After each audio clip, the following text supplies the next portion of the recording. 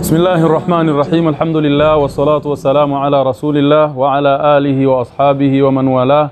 رب اشرح لي صدري ويسر لي أمري واحلل عقدة من لساني يفقه قولي. سبحانك لا علم لنا إلا ما علمتنا إنك أنت العليم الحكيم. عباد الله، أوصيكم وإياي بتقوى الله جل في علاه فقد فاز المتقون. أيها المشاهدون الكرام، هكذا حج الصالحون. Ndugu zangu wapendwa watazamaji wa kipindi hiki cha masaili ya hija, ambapo tunazungumzia hija ya wajawema. Hivi ndivyo walivyotekeleza ibada ya hija wajawema waliotangulia. Ndugu zangu katika imani, kwa kujikumbusha, katika halaka iliyotangulia ilikuwa tunazungumzia adamu tarafuhi fil hajj, as-salihun wa adamu tarafuhi fil hajj, wajawema na vile walivyojiweka mbali na yale mazingira ya ufahari na kujifakharisha katika ibada ya hija, wakawa wameacha mambo kama hayo hali ya kuwa walikuwa nao uwezo. Lakini tulimalizia kwa kuzungumzia baadhi ya madhahir ambazo zinaonekana leo hii katika ibada ya hija kwa wengi miongoni mwa Waislamu wanapokwenda katika ibada ya hija. Lakini nianzie hapo kwa kuelezea baadhi ya mambo ambayo yamepelekea kuonekana baadhi ya sura ambazo tumekuwa tunaziona. Leo hii tumekuwa tunakuta katika mambo ambayo yanasababisha, mambo yanayosababisha ushindani na ufahari katika ibada ya hija, zimepelekea baadhi ya taasisi zinazowapeleka watu katika ibada ya hija imekuwa ni biashara sasa yenye ushindani ndani yake. Na mimi naomba niyaseme haya kwa uwazi, lakini vile vile lengo langu na nia yangu ni njema, ni kutanabahisha. In uridu illa al-islaha mastata'tu, makusudio yangu ni kufanya watu au ni kukusudia watu wabadilike, watu waende katika ibada ya hija kwa lengo la kiibada, na wale ambao wamebeba dhamana ya kuwapeleka watu katika ibada ya hija wawaweke watu katika lengo kuu la kiibada, na wao vile vile wamche Allah subhanahu wa ta'ala katika jambo hili. Leo hii tumekuwa tunaona na tunasikia katika matangazo ya baadhi ya ndugu zetu wanaopeleka mahujaji katika ibada ya hija, wanatangaza vitu mbalimbali ambavyo ni vya anasa, ambavyo ni vya tarafuhi, kwamba sisi pengine tunayo VIP, kwamba kuna watu watakuwa wanapata pengine milo ya namna fulani, pengine watu tutakuwa na chakula cha Kitanzania, pengine tutakuwa na vitu fulani, kana kwamba watu wanakwenda kule katika malengo na madhumuni ya kwenda kula. Kwa hiyo unakuta mtu anaambiwa pengine kutakuwa na buffet ambayo ni maftuhu 24 saa, kwamba muda wote mtu akihitaji kula anakwenda anakula. Ndiyo, hatujakataza watu kula, lakini sio malengo. Lakini vile vile mambo haya yamekuwa ni moja katika mambo yanachangia kuongeza gharama za hija. Leo hii ni Waislamu wangapi ambao wangelikuwa na uwezo wa kwenda katika ibada ya hija, lakini ukitazama kila mwaka gharama zinazidi kupanda, na pengine ukitazama pengine kwa nini zinapanda, unakuta ni vitu ambavyo vimeingizwa, pengine kule kutokuwepo kwake kusingezuia ibada ya hija kutimia. Kwa nasihatan li ikhwanina, ikiwa ni mimbabi nasiha kuwahusia ndugu zetu ambao wamebeba dhamana hii, wamche Allah subhanahu wa ta'ala katika hilo. Ibada ya hija iwe ni ibada, na pamoja na kwamba hakuna katazo la watu kustafidi katika ibada ya hija, kama alivyosema Allah tabarak wa ta'ala, laisa alaykum junahun an tabtaghu fadlan min rabbikum. Hakuna ubaya wala sio makosa mkatafuta fadhila za Allah, kama vile ambavyo haji anaweza akaenda akafanya ibada ya hija na akafanya biashara. Kadhalika na hawa ambao wamechukua jukumu la kuwawezesha watu kwenda katika ibada ya hija wako katika biashara, lakini pamoja na hiyo wajitahidi sana kuhakikisha kwamba wawafanyie wepesi watu, wasiwafanyie uzito. Hii ndio utaratibu, yasiru wala tuasiru, wafanyieni watu wepesi wala msiwafanyie ugumu, mpaka ikafika ibada hii kaonekana ni ibada ya watu tu maalum, mpaka ikafika pahala hata hao wanaokwenda pia, mtu anapotoa gharama kubwa alafu akifika kule anafika wakati anaanza kujutia gharama zake. Ndio utawasikia baadhi ya mahujaji wengine wanalalamika, pesa zangu nimetoa nyingi, mbona chakula chenyewe ni hiki, mnatupa tu mkate. Kwa hiyo mtu unamtoa katika lengo lililompeleka, anafikiria pesa zake ni kubwa, anatamani angekula pilau, anatamani angekula si vitu gani, lengo lake linakuwa yani akili yake imehama kumtoa katika lengo, ameingia katika mambo mengine. Kwa hiyo katika mambo kama haya, ndugu zangu, tuchukue tahadhari, tuwarejeshe watu katika swala zima la ibada, ili iwe tumerudi katika mfumo na utaratibu wa ibada za wajawema kama tulivyotangulia kueleza. Kwa hiyo niusie wale wanaokwenda kufanya ibada ya hija, wahiji kama walivyohiji wajawema, na wajiepushe na ufahari katika ibada ya hija na kule kujiachia zaidi kupetukia mipaka, na watambue kwamba wako katika ibada kubwa yenye malipo makubwa. Na lakini vile vile kama ilivyothibiti, al-ajru ala qadri an-nasab, malipo ni kwa kadiri ya mtu anavyotaabika na anavyopata tabu, na malipo yanakuwa ni makubwa. Ndugu zangu katika imani, hii ilikuwa ni takmila au ni kama kukamilisha na kujazia katika yale tuliyozungumza katika halaka iliyopita. Nadhani itakuwa ni halaka namba 9, lakini leo tunajikita zaidi katika swala zima la maji ya Zamzam. As-salihun wa ma'u Zamzama, wajawema na maji ya Zamzam. Ndugu zangu katika imani, imekuwa tunasikia, imethibiti katika sunna za Mtume sallallahu alaihi wasallama kwamba maji ya Zamzam ni ma'um mubarak, ni maji yaliyobarikiwa. Na maji ya Zamzam lima shuriba lahu, ni kwamba itategemea mtu ameyanywa maji ya Zamzam kwa malengo gani. Lile lengo utakalokuwa umelikusudia wakati unakunywa maji ya Zamzam, Allah subhanahu wa ta'ala anakupa katika lengo hilo. Basi leo tutazitazama baadhi ya athari zilizothibiti kwa wema waliotangulia, namna gani walinufaika na maji ya Zamzam, lakini vile vile tuje kuwafahamisha insha Allah mwisho wa kipindi namna gani atakiwa mtu kuyanywa maji ya Zamzam na namna gani ayakusudie maji haya. Qala ibn Uyayna qala Umar ibn al-Khattab radiyallahu anhu. Ibn Uyayna anasimlia kwamba Umar ibn al-Khattab radiyallahu ta'ala anhu, kama ilivyokuja katika kitabu Tarikh Madinatu Damashq safha ya 308, asema ilikuwa Umar ibn al-Khattab radiyallahu ta'ala anhu anapokunywa maji ya Zamzam anasema, Allahumma inni ashrabuhu li dhama'i yawm al-qiyama, ewe Allah, hakika mimi nakunywa maji haya ya Zamzam kwa sababu ya kiu ya siku ya kiyama, na kuomba Mola wangu kupitia maji haya ya Zamzam ninayoyanywa, maji ambayo Mtume sallallahu alaihi wasallam amesema lima shuriba lahu. Sasa mimi lengo langu nayanywa leo hii, lakini iwe ni sababu ya kunikinga na kiu ya siku ya kiyama. Tazameni ndugu zangu namna gani watu walikuwa na muono wa mbali sana. Hakuomba dunia huyu, japokuwa sio vibaya kwamba ukanywa maji ukaomba shifaa kama tutakapokuja kuona katika baadhi ya athar, lakini Umar ibn al-Khattab alikuwa anapokunywa maji ya Zamzam anasema, Allahumma inni ashrabu, hakika mimi Mola wangu ninakunywa maji haya ya Zamzam li dhama'i yawmil qiyama, kwa sababu ya kiu ya siku ya kiyama. Waqala Ikrima, na athari nyingine ni ya Ikrima, kana ibn Abbas radiyallahu anhuma idha shariba min ma'i Zamzam, ilikuwa Abdullah ibn Abbas pindi anapokunywa maji ya Zamzam anasema, Allahumma ilman nafi'an wa rizqan wasi'an wa shifaa'an min kulli da, akhrajahu Daraqutni fi sunanihi wal Hakim fi al-Mustadrak. Kwamba ilikuwa Abdullah ibn Abbas yeye anapokunywa maji ya Zamzam anaomba, anamwambia, ya Rabbi, Allahumma ilman nafi'a, ya Rabbi kupitia maji haya niruzuku elimu yenye manufaa, wa rizqan wasi'an, na uniruzuku au unijalie riziki yenye kutosheleza, riziki iliyokuwa pana, wa shifaan min kulli da'in, na unikinge, uniponye na kila maradhi ambayo yako katika mwili wangu. Kwa hiyo ndugu yangu, ambaye Allah Jalla wa Ala akikujalia kuwa katika viwanja hivyo vitukufu, kuwa katika maeneo matukufu ambapo yanapatikana maji yaliyokuwa bora kuliko maji yote duniani, basi unapokunywa maji ya Zamzam kunywa kwa wingi, lakini vile vile mkusudie Allah Subhanahu wa Ta'ala, mueleze lile ambalo unalihitaji kama tunavyoona katika baadhi ya hizi athari.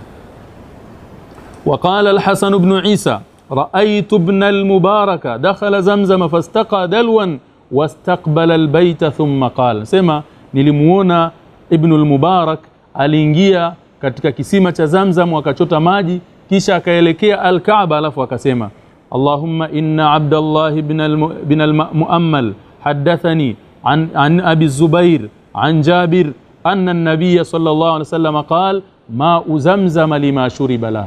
Kabla ya kuyanywa yale maji, Ibn al-Mubarak anasema, akataja mpaka sanad kwamba nimesimliwa na Abdullah ibn al-Muammal ambaye amesimliwa na Abi Zubair kutoka kwa Jabir kwamba Mtume sallallahu alayhi wasallam amesema maji ya Zamzam lima shuriba lahu, kwa lengo lile lililokusudiwa mtu anapokunywa, manake atapewa au atakidhiwa lile lengo alilolikusudia.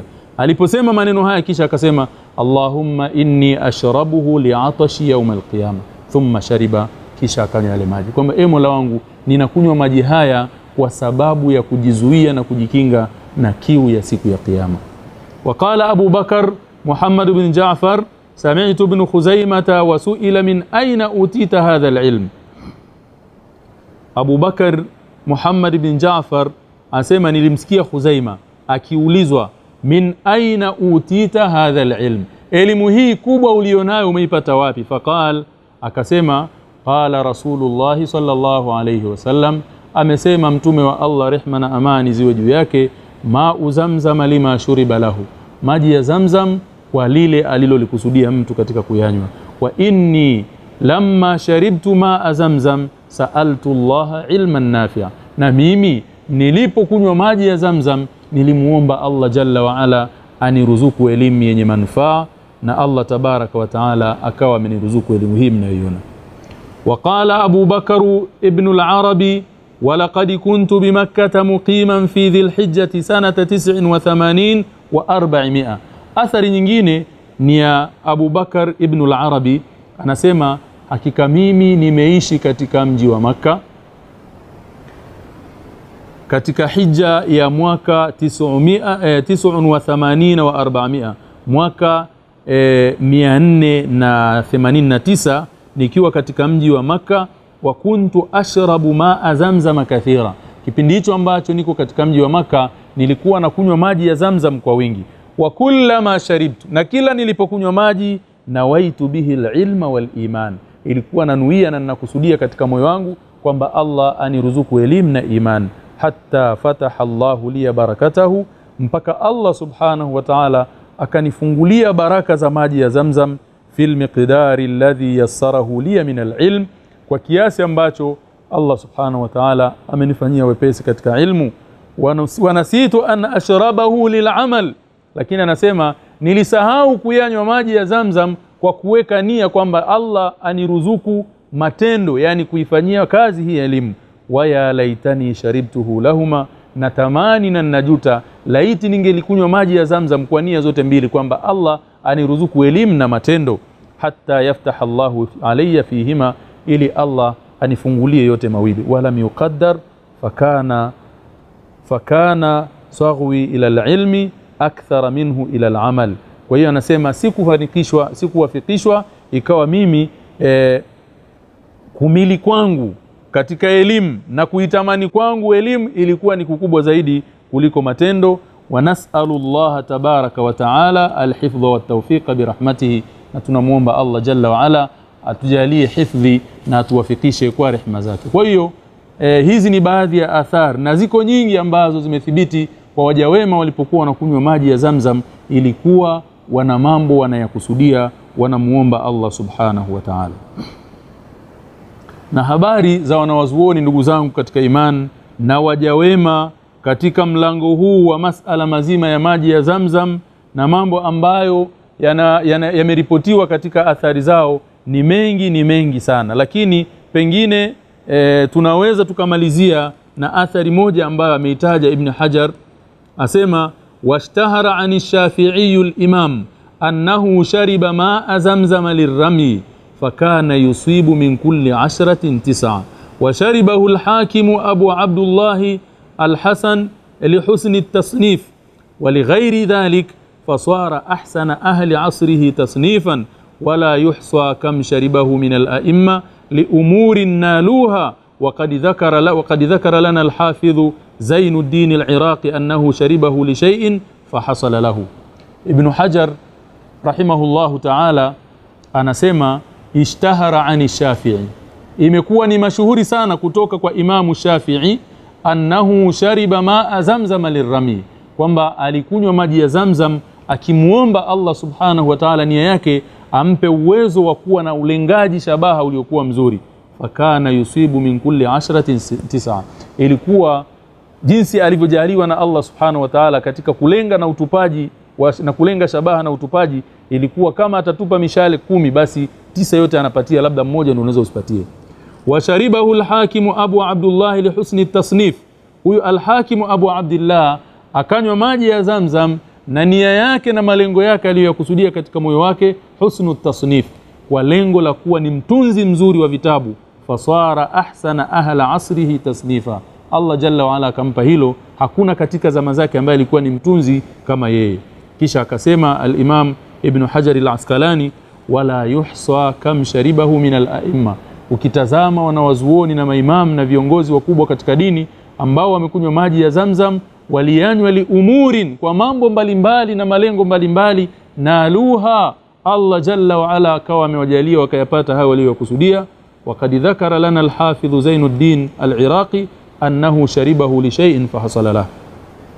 Kisha baada ya maneno hayo Imamu Ibn Hajar al-Asqalani akasema, wa ana sharibtuhu marratan, na mimi nilikunywa maji ya Zamzam mara moja, wasaaltu Allah, na nikamuomba Allah subhanahu wa ta'ala, wa ana hina idhin fi bidayati talabil hadith, wakati huo ndio ilikuwa mwanzo wangu mimi najifunza ilmu al-hadith, an yarzuqani halata adh-dhahabi fi hifdh al-hadith. Asema nilimuomba Allah subhanahu wa ta'ala aniruzuku nifikie uwezo wa al-Imam adh-Dhahabi katika kuhifadhi hadithi. Thumma hajajtu ba'da muddatin taqrubu min 20 sana wa ana ajidu min nafsi al-mazida ala tilka al-martaba. Anasema baada ya miaka 10 akaenda tena katika ibada ya hija, akajikuta kwamba uwezo aliokuwa ameruzukiwa na Allah jalla wa ala wa kuhifadhi, akajikuta anahitaji pengine uwezo zaidi ya huo. Fasaaltuhu rutbata a'la minha, asema nikanywa maji ya Zamzam na nikamuomba Allah subhanahu wa ta'ala anijalie daraja iliyokuwa ni kubwa zaidi kushinda hiyo. Fa arju Allah an anala dhalika, ninamtaraji na nina matumaini kwa Allah subhanahu wa ta'ala kwamba ataniwezesha nitafika katika daraja hiyo. Ndugu zangu katika iman, imethibiti katika sahihi Muslim katika hadithi na tukio la kuslimu kwa Abi Dharr radiyallahu ta'ala anhu ardah, anna Rasulullah sallallahu alayhi wasallam qala, ya kwamba mtume wa Allah rehma na amani ziwe juu yake, qala li Abi Dharr, alisema kumwambia Abu Dharr, mata kunta hahuna, una muda gani uko hapa katika mji wa Maka? Manaka aliposlimu akawa amebakia katika mji wa Maka, anamwambia una muda gani upo katika mji wa Maka? Qala qultu qad kuntu hahuna mundu 30 bilayl mundu 30 baina laylatin wa yawmin. Asema niko hapa katika mji wa Maka kwa siku 30 usiku na mchana. Qal, Mtume sallallahu alaihi wasallam akasema kumwambia, faman kana yut'imuka, siku zote hizi ulizokuwa hapa Maka nani alikuwa anakupa chakula? Qala qultu ma kana li ta'amun illa Zamzam. Asema mimi sikuwa na chakula chochote isipokuwa nilikuwa nakunywa maji ya Zamzam. Fasamintu hatta takassarat ukanu batni wama ajidu alayya kabidi sakhinatu joy. Anasema nimebaki katika mji huu wa Maka kwa siku 30 na kunywa maji ya Zamzam usiku na mchana mpaka nikanenepa na tumbo langu likakatika katika mapande, na sikuti hata katika tumbo langu hali yoyote ya kwamba ninahisi njaa. Faqala sallallahu alayhi wasallam, hapo Mtume sallallahu alayhi wasallam akasema akamwambia, innaha mubarakatun innaha ta'amu tu'min. Akamwambia hakika maji ya Zamzam ni maji ambayo yamebarikiwa na Allah subhanahu wa ta'ala, na maji haya ni chakula kama vyakula vingine. Kwa hiyo ndugu zangu katika imani, kwa nini tunazungumza swala hili la maji ya Zamzam? Wengi wamekuwa wanakwenda Maka lakini wanaikosa faida hii, lakini wanakuwa hawaelewi thamani ya maji haya ya Zamzam, ambayo ni moja katika miujiza ya Allah subhanahu wa ta'ala iliyopo hapa duniani, na ni katika athari ambazo zimebakia, athari kongwe.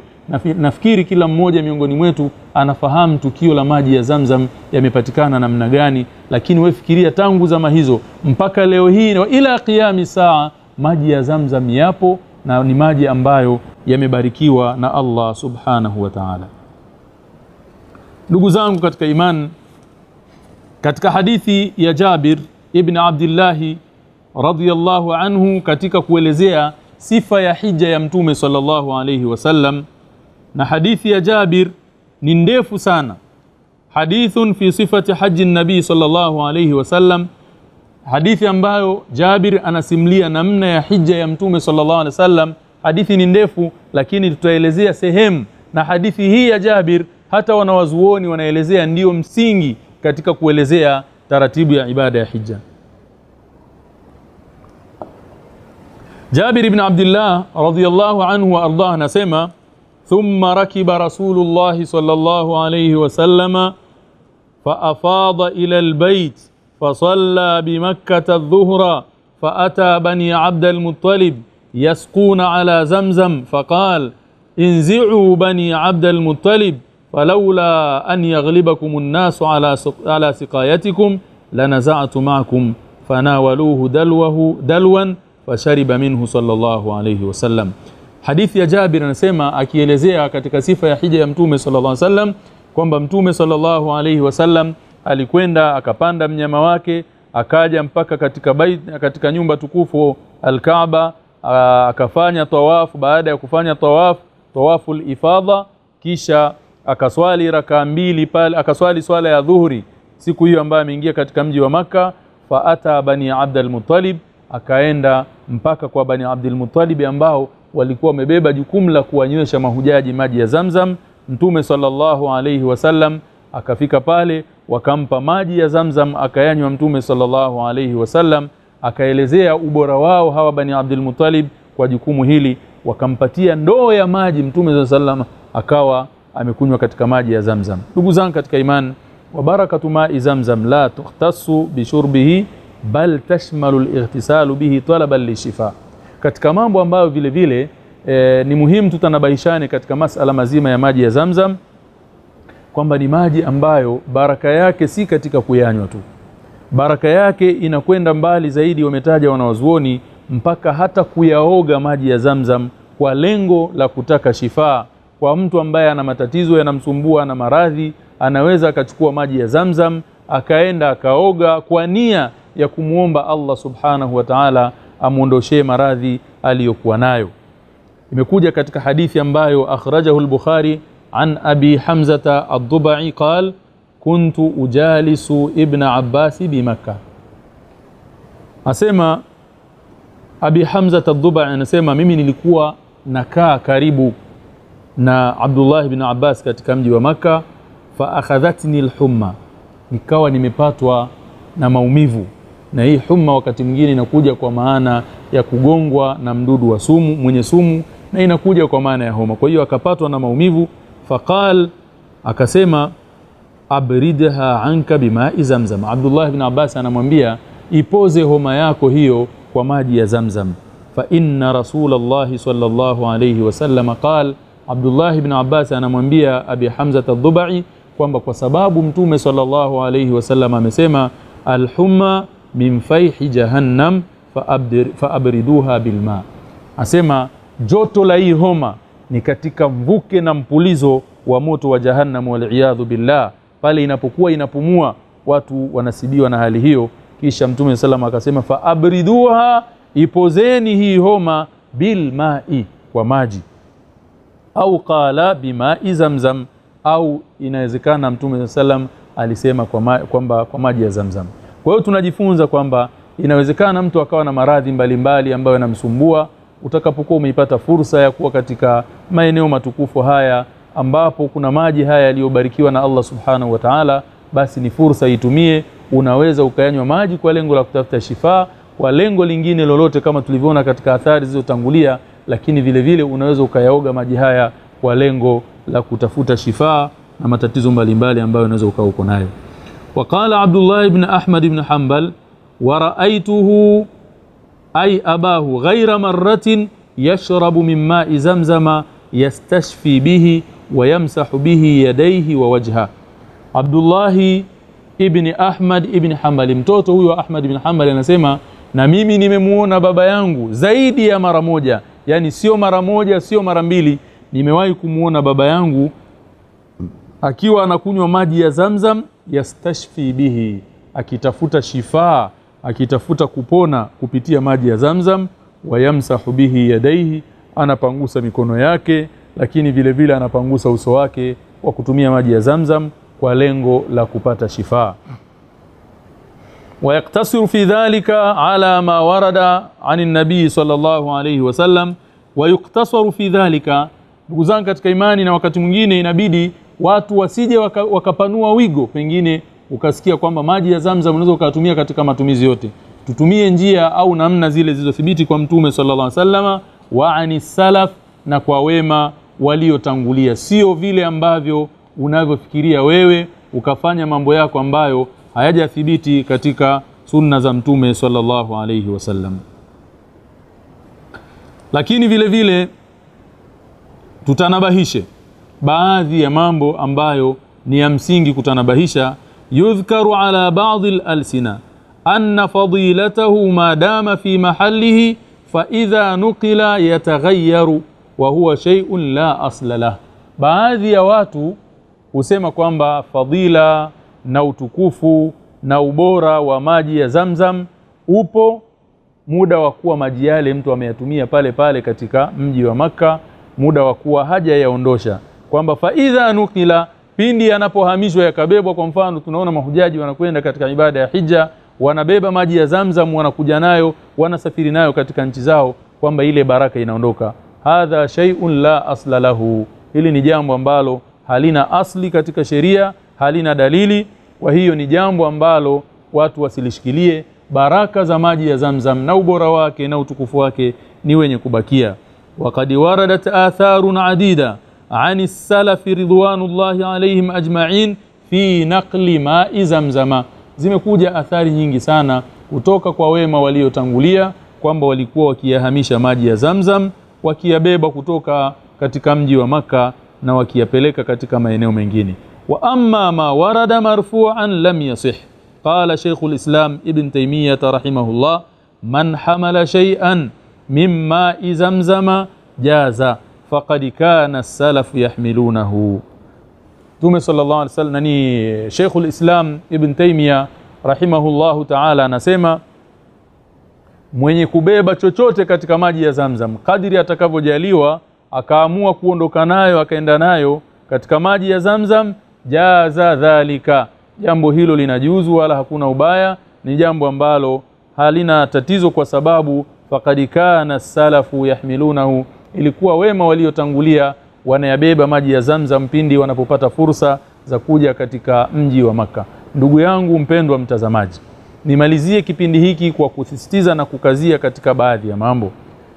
Maji ya Zamzam, unywaji wake ili uweze kuyafaidi vizuri, inatakiwa uyanywe kwa wingi mpaka uhisi kabisa tumbo limejaa. Na ajabu ya maji ya Zamzam ni maji ambayo kama tulivyoona kwamba yanashibisha kama chakula. Ukiyanywa unashiba, lakini vile vile hakikisha hauyanywi maji ya Zamzam ili mradi umekunywa, uwe umeyakusudia. Mambo unaweza kumwambia Allah subhanahu wa ta'ala ni mengi, ukawa na maradhi, ukawa na shida mbalimbali, ma Zamzama lima shuriba lahu.